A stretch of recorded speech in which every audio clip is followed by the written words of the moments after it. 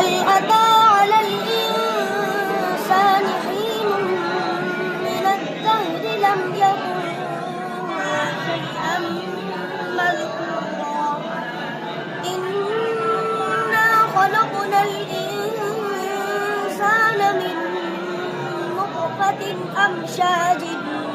نبتليه فجعلناه سميعا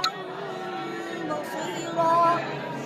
إنا هديناه السبيل إما شاكرا وإما كفورا إنا